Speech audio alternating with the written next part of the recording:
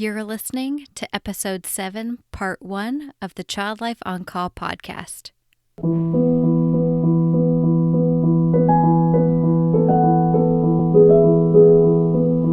Hi, and welcome to the Child Life On Call podcast.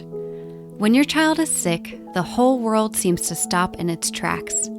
Plans and priorities change, and your number one job becomes figuring out how to get your child well again. For some of us, rest, medications, and relaxation can do the trick. But for others, it takes more. It takes countless doctor appointments, invasive medical testing, therapies, surgeries. The list goes on. And then you still may not have all of the answers or results you were hoping for. This podcast features parents of children that have an illness or medical condition and gives them a place to share their own journeys and experiences. We will talk about the ups and the downs, the highs and the lows, but one thing seems to remain the same. Children are resilient and teach us more about ourselves and the world than we could ever imagine. Thank you so much for lending a listening ear and opening up your heart to these families and this podcast. I'm your host, Katie Taylor.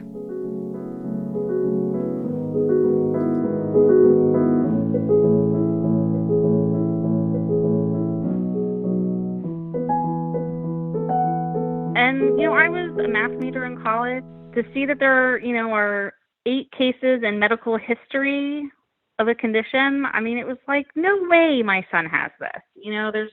It's statistically just impossible that my child could be the 9th person in the history of, medicine in the world, documented medicine in the world, to have this condition. Everyone's heard of a handful of, genetic conditions, Down syndrome, for example. But I'd never thought, man, what if my baby has mandibuloacral dysplasia type B? You just heard Mandy, and today she will share her personal story about having a son with mandibuloacral dysplasia type B. This is a really special episode because I've known Mandy for over 25 years. We grew up outside of Dallas in the same neighborhood, attended the same schools, and somehow indirectly, after many twists and turns, have ended up about an hour from each other here in Texas.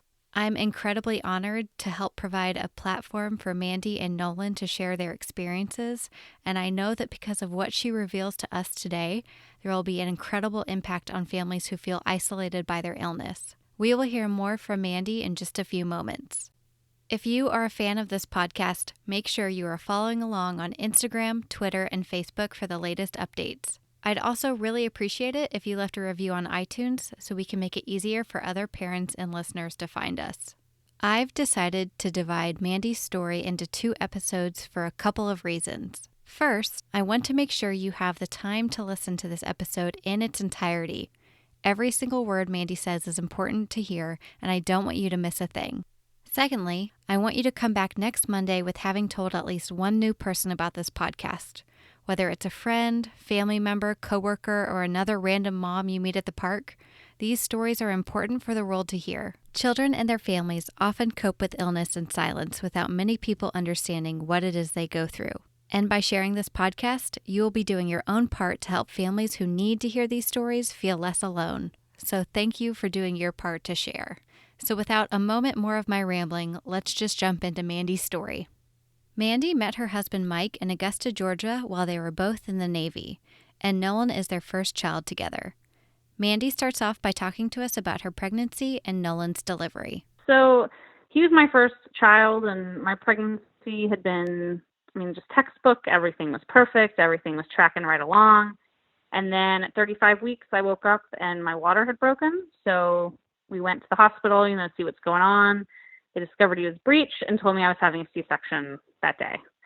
So pretty nerve-wracking day, but it turns out he was 5 pounds, 8 ounces at birth, which is pretty good for being 5 weeks early. But it was very overwhelming because I was not prepared to give birth that day. I hadn't even packed a bag for the hospital. And there was really no reason why my water broke 5 weeks early. So, I immediately start questioning myself. Before my child's even born, I'm already questioning, what have I done as a mother that could have caused this. There was no infection or anything that would have caused it. So I immediately start thinking, was I working too long hours in the Navy? Was I too stressed out at work? Or, what was going on? He struggled to gain weight pretty much from birth on. So I continued to question myself and why isn't he gaining weight? What am I doing wrong? So he was born with his condition. We did not know that at the time. We didn't know he was at risk for a genetic condition. In fact, Mike and I had never heard of his diagnosis. But he had several anomalies that they noted at birth. Every time a child's born, they write on the paper, their APGAR scores, and then anything that's at all not average or normal. So, I get this paperwork is sitting on the tray, and I'm reading it. And, they've written all these things that are pretty meaningless to me as a first-time mother. He has long, thin fingers. I don't know what a newborn's fingers are supposed to look like. A small recessed jaw, prominent eyes, one ear was lower and posteriorly rotated. All of these things that they're hard to read as a mother because it's someone else clinically looking at your child and saying, these are the imperfections of that child. But there's a whole bunch of things that didn't really point to anything. It's a constellation of symptoms, much like his condition is, but, they don't really add up to anything obvious. The head of pediatrics happened to be there the day I delivered, and he agreed to take him on as a patient, which he wasn't taking on any patients at the time, and put in a special request to allow my insurance company to let him follow Nolan. And I kind of knew immediately, why is the head of pediatrics taking on my son? You're reading all these things. I just kind of knew something wasn't right. I'd wanted to breastfeed, but he had trouble latching due to his jaw and then had trouble gaining weight. So despite trying everything I could possibly think of, we counted every quarter ounce he consumed of formula fortified expressed breast milk.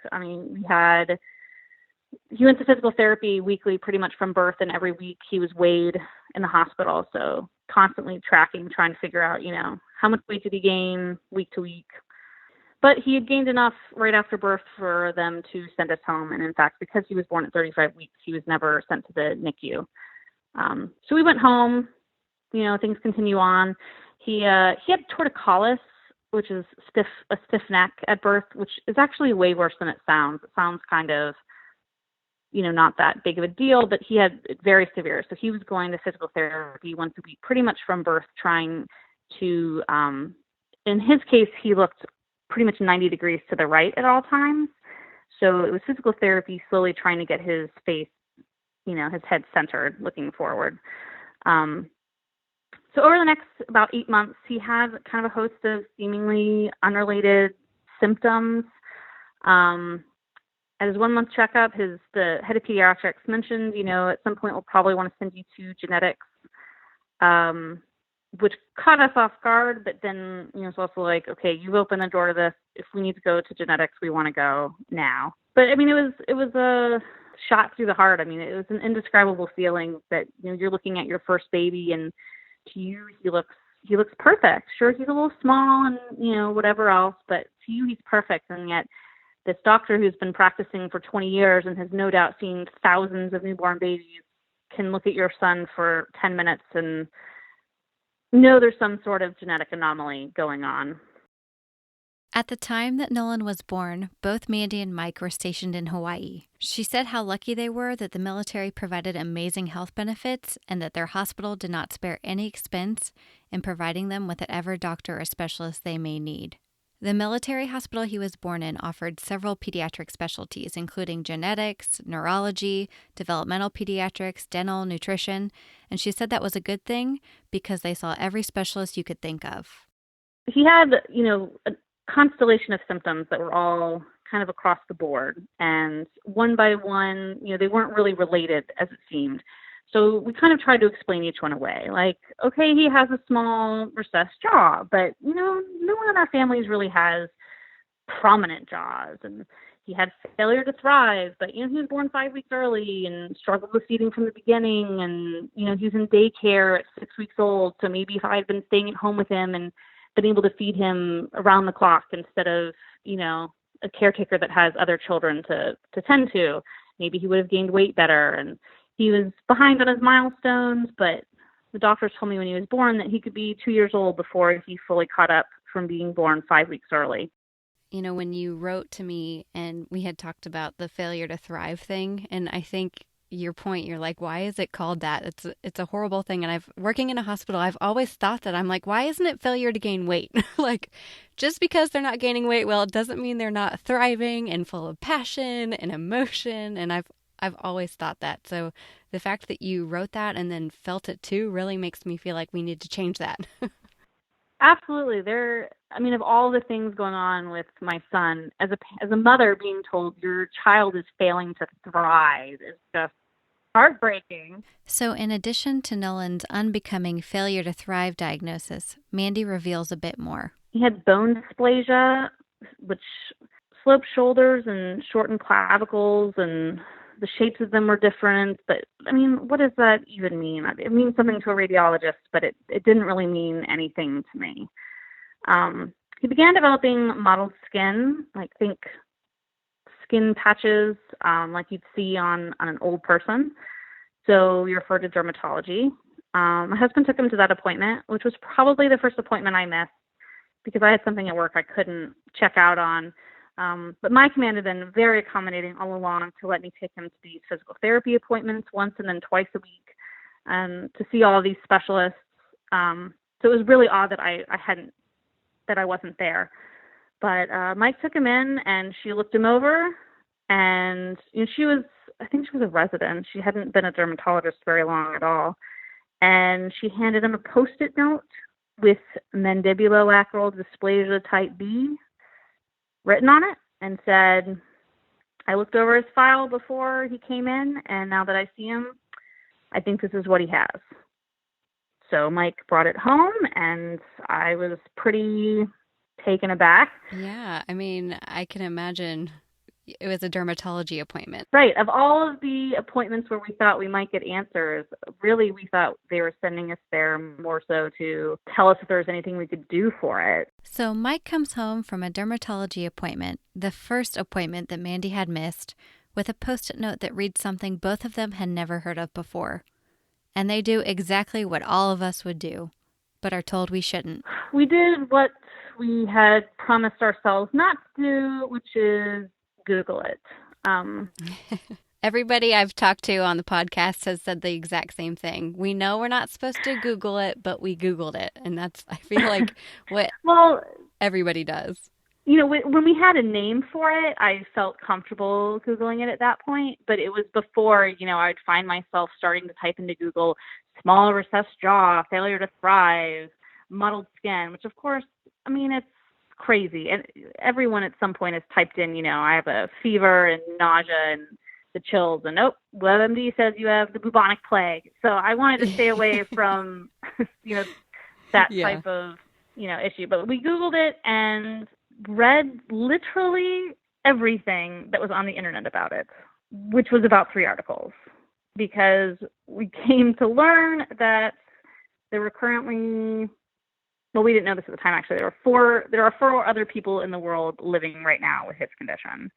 And 2 of them are brothers in Pennsylvania, and 2 of them are sisters in Japan. And the brothers in Pennsylvania have a foundation set up to raise money and awareness for the condition. So, poured through their website and then read about 2 or 3 medical journal articles that had been posted online. And, I was a math major in college. To see that there, are 8 cases in medical history of a condition, it was like, no way my son has this. It's statistically just impossible that my child could be the 9th person in the history of, medicine in the world, documented medicine in the world, to have this condition. Everyone's heard of a handful of, genetic conditions, Down syndrome, for example. But I'd never thought, man, what if my baby has mandibuloacral dysplasia type B? So we read everything we could about it, and I think his appointment was on a Thursday. So the next Friday, I called the geneticist more times than I care to admit, but didn't actually end up getting through to him until Monday. So we had all weekend to stew over these articles and, compare the list of symptoms to what Nolan was showing. And it seemed like an actually reasonable diagnosis based on the symptoms. Just couldn't get my mind past he would be the 9th person in the world to ever have it. So the geneticist kind of dismissed the dermatologist. Looking back, I'm not sure if he didn't like that a dermatologist threw out this crazy rare diagnosis that might actually be right, but he was really stuck on a few of the symptoms didn't apply to Nolan. So he was very dismissive, and while all of this was happening, the Army decided to deploy him overseas, which was really defeating at the time because, to me, Afghanistan does not need a pediatric geneticist, to go over there and be a commander of a, medical battalion, something that, any type of medical professional could do, but wasn't up to us. So he turned over all of his cases to the pediatric neurologist. I'll call him Dr. P. He was absolutely incredible. He changed our lives. There's also a nurse, I'll call her Nurse J. She works with the geneticist, and she was our probably greatest advocate to Dr. P. He really listened to me and listened to our concerns and decided, with the nurse's input and with ours, he said, okay, I'll put in for this test, which I should back up and say, this test that we were asking them to put in for was the most expensive test the most expensive genetic test that hospital had ever done.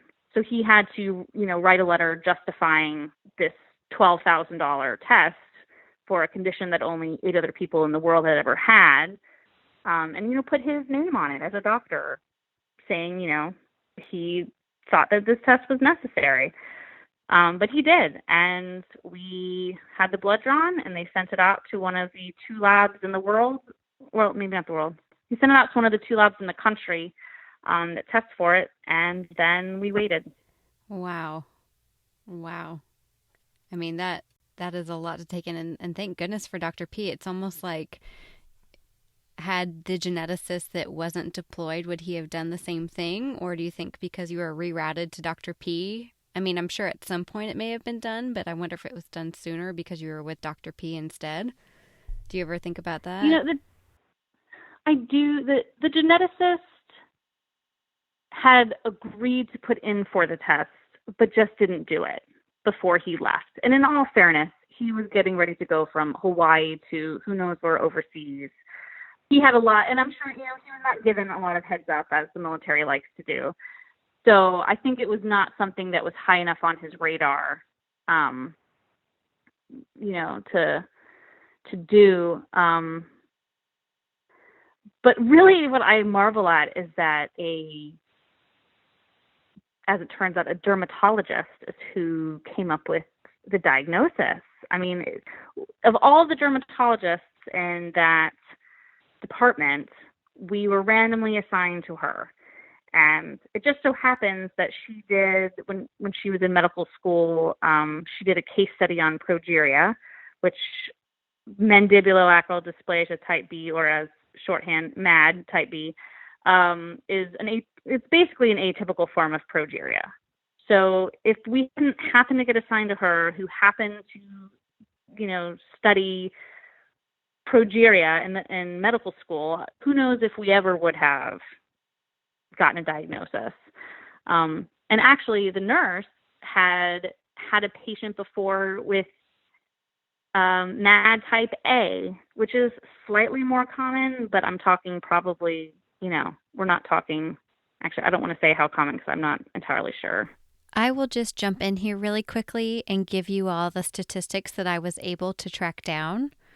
According to rarediseases.org, approximately 40 cases of mandibuloacral dysplasia have been reported in medical literature, and fewer than 10 of those cases are MAD-B, which is what Nolan has. The blood test was taken and the expensive test was sent out, and now Mandy will tell us what happened when she found out that what that young dermatologist wrote on a sticky note was actually Nolan's diagnosis. So they sent the test off and said it would take about 6 weeks. Longest 6 weeks is a really long time for a blood test. It's really crazy that you can be diagnosed with MAD-B from this test, or they have had cases where the test did not show it, but the symptoms were so in line with the condition that the doctors made that determination on their own. And the geneticist had told me, if the results come back negative, I'm dismissing this as a possibility because I just don't see overwhelming evidence from his symptoms to make that diagnosis. So we'll put in this test and we can cross off the list basically when the results come back. And the pediatric neurologist, Dr. P, he didn't have experience with these types of, cases. So he's just telling me the best of his knowledge. He agreed. Probably it's unlikely, but it's possible. So we'll go ahead and put in for it. So, it's like this test was sent away with all of us thinking he definitely could have it. But then again, statistically, it's just so unlikely that, of course, it's going to be negative, even though we all kind of thought, but it's probably going to be positive because it makes sense. So of all of the symptoms that he had come up, most of them, like I said before, I tried to kind of explain away. But part of the condition is the last distal of his fingers reabsorbs into the finger. So they develop bulbous fingertips. And that happened late May, which is really what ended up pushing me to really push to get the test put in. And that was kind of for me when I knew deep down inside, like, all right, so all of these other things, maybe I can come up with reasons, but there is no reason that his notably long, thin fingers at birth have changed into what they are now. So I think both my husband and I knew that this is what he had, but we weren't going to talk about it until the results came in. So that summer, we lived in Hawaii. We decided to go on a cruise to Alaska. And we brought Nolan with us. And, I just one of those feelings you get, as a mother. I just knew that after this trip, things were going to be different because the 6-week mark was like the last day of our cruise. So we were going to get results one way or another shortly after getting back. So, we really enjoyed that vacation. And I really tried to just not think about it too much and just enjoy my son while there was no diagnosis, there was no labels. It was still possible, that it could be anything. But, on that trip, we noticed he was developing severe sleep apnea. He would stop. He'd always snored a lot, but he would stop breathing in his sleep, and it was very alarming to us. So the day after we got back from the cruise, I actually had to take him in for physical therapy, and I, asked Dr. P to come across the hall because he'd fallen asleep after his therapy and listened to him, and he immediately admitted him to the PICU. As parents, we always second guess ourselves. Am I making too big of a deal of this? Is it, is it really an issue, or am I just being overprotective?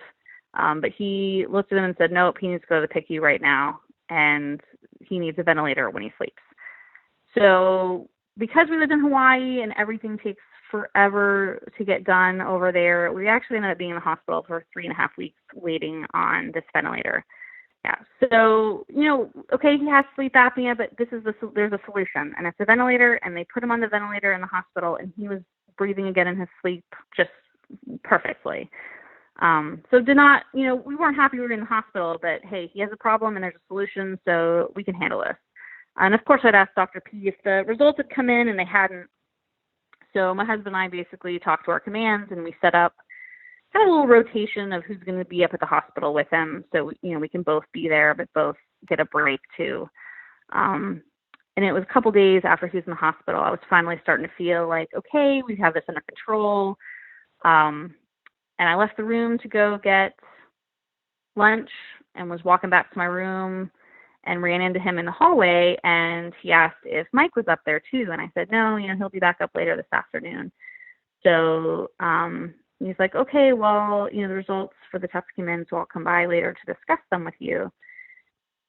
And my heart just dropped because, we had all discussed that, it's probably not going to come back positive because it's just so unlikely. And privacy laws aside, if it had been negative and he'd seen me in the hallway, he would have just said to me right then and there, came back, it's not what he has. We'll talk about what the next step is later. But he didn't. He told me he was going to come by my room later to discuss the results with both me and my husband.